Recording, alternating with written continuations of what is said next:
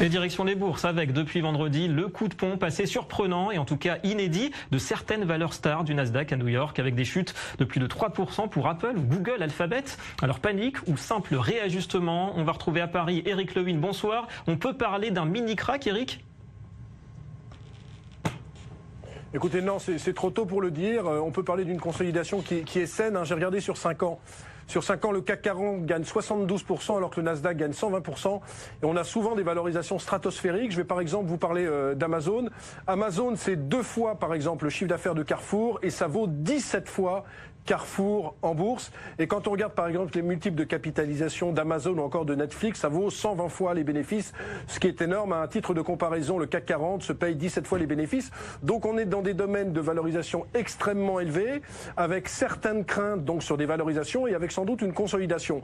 Il faut parler également de craintes sur le monde du non-coté, puisque vous savez qu'il y a une espèce de crise de confiance en ce moment chez Uber également, avec la démission du numéro 2, avec le numéro 1 et fondateur qui est remis en cause par le conseil d'administration et qui pourrait bien également jeter l'éponge. Bref, on a l'impression que sur l'ensemble des valeurs technologiques, qu'elles soient cotées ou non, aux États-Unis, il y a un esprit de défiance qui commence à venir en Europe. On a vu notamment de fortes prises de bénéfices dans les semi-conducteurs sur des dossiers comme ST Microelectronics en début de semaine. Donc, pas encore de mini-crack, David, mais prudence parce que tout cela pourrait baisser. Alors, on pourrait perdre entre 5 et encore 15% sur le Nasdaq. Ça serait une consolidation qui est quand même normale au vu de la progression que je vous ai décrite tout à l'heure. Donc, peut-être un mouvement de correction pour l'ensemble des valeurs américaines qui évolue, comme vous l'avez dit, à des niveaux assez élevés. Et puis on reste, Eric, aux États-Unis. C'est l'un des temps forts de cette semaine, la Fed qui pourrait à nouveau augmenter ses taux. Donc un tour de vis monétaire qui se profile.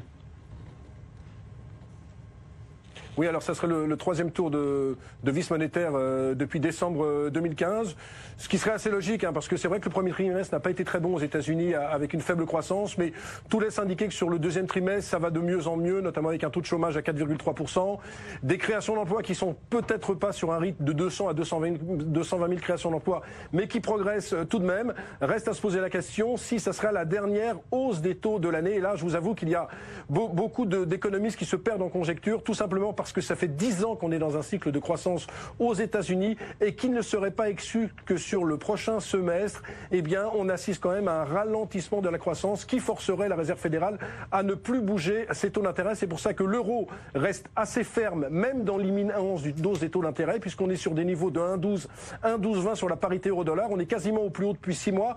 Et puis l'autre interrogation, c'est bien sûr le plan d'infrastructure de Donald Trump qui n'a toujours pas été voté. On a l'impression que d'un point de vue budgétaire, rien ne sera fait comme on l'avait imaginé il y a quelques semaines. Et donc s'il n'y a pas de stimulus budgétaire, on risque de se retrouver dans un étiage de croissance entre 1,5 et 2% aux États-Unis, ce qui veut dire que hausse des taux, certes, on l'a mercredi, mais il n'y en aura peut-être pas d'autres d'ici la fin de l'année. Merci beaucoup Eric Lewin pour ces précisions depuis Paris.